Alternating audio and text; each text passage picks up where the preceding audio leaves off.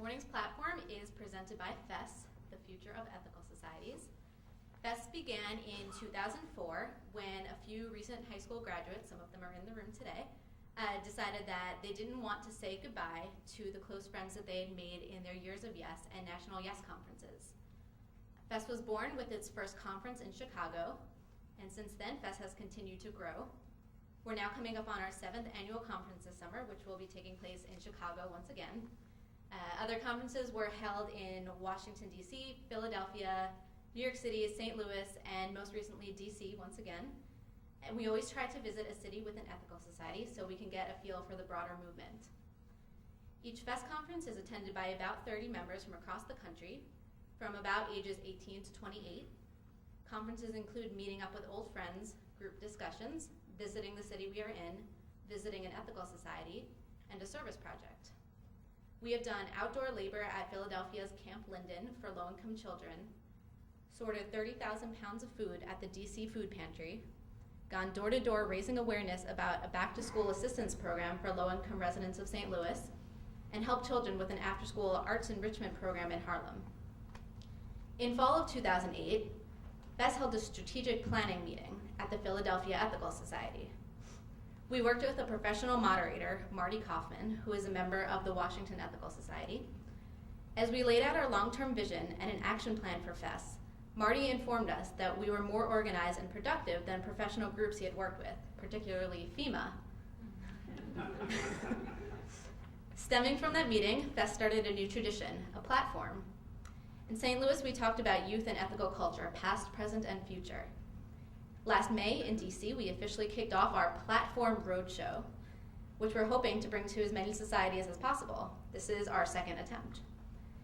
As FES membership grows, its year-round activities are also increasing.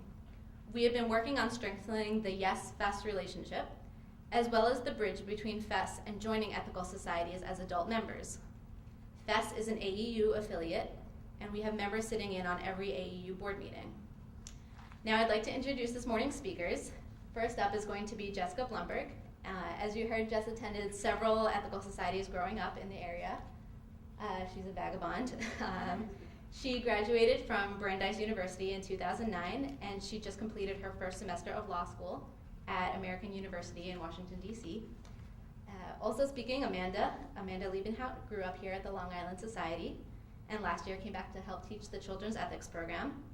She attended Wesleyan University until 2008, when she began graduate school at Columbia for social work, and she is about to start her final semester. And I will also be speaking later. For consistency's sake, I graduated from Vassar College in 2008, and I came back to teach the YES group here, the team group. I also work at Vision Long Island doing smart growth planning. So let me pass it over to Jess, who's going to tell you a little bit more about what we're doing here today.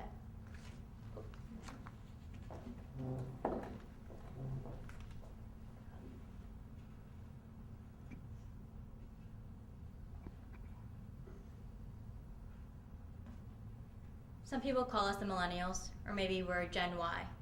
But no matter what you choose to call young people today, we are different than those that came before us.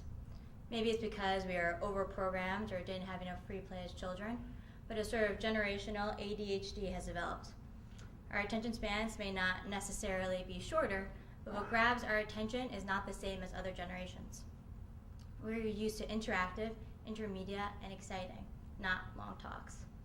Our generation did not grow up listening to evening entertainment on the radio.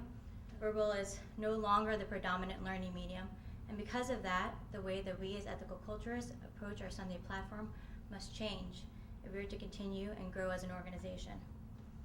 I don't think it comes as much of a surprise to say that ethical societies throughout the country have a membership problem. This affects not only the sustainability of our ethical communities, but also the tangible funding sources that societies need to continue. We need to expand our membership. The future of ethical movement depends on it. To do that, we need to consider some small and large-scale changes in how we do business as individual societies. Part of what FES focuses its energy on is how to really be the future of ethical societies. We talk a lot about membership, and our conclusion is that in order to grow the movement, we need to target young people, that 18 to 40 crowd of young individuals and families, as well as their kids. Even more than actively attracting this demographic into our societies, we need to find sustainable ways to make them become a part of and invest in this community. To FES, families that choose to raise their children in ethical societies make some of the best new members, as they are more likely to be tied to society for a long time. As the children grow up, they are more likely to stay at the society. FES-aged people are a key target area, and it makes sense. Youth is where the energy of ethical culture originated. Felix Adler was only 23, my age, when he formed it, and perhaps we have begun to lose sight of this energy. So, the task moving forward is how to reinvigorate the young energy while still remaining a strong community for existing members. We want us to be able to find some intergenerational common ground, to grow stronger together, to ensure that there will be an ethical culture for many more generations to come. Our goal for today's platform is to show how we can have a balance between old ideas and strategies that become a hallmark of ethical culture, such as a strong community, traditions, music, and intellectual stimulation, while still adapting the format to connect with a younger generation. The platform you're about to witness will have relevant materials to a wide range of ages and be presented in a multitude of interactive forms.